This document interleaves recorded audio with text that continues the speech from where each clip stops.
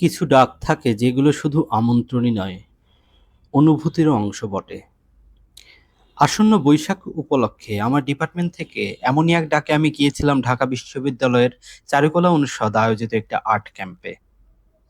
চারুকলা অনুষদ ও বৈশাখ কমিটির আয়োজনে চারপাশে তখন রং, ক্যানভাস আর ভিন্ন ভিন্ন গল্পে ভরা মানুষ।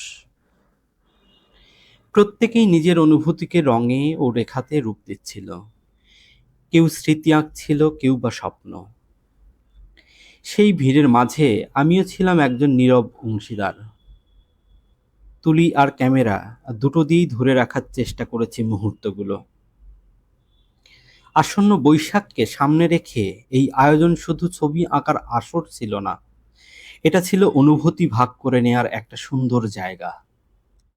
এই জায়গার জন্য, এই সুযোগের জন্য আমার ডিপার্টমেন্টকে জানাই আন্তরিক ধন্যবাদ।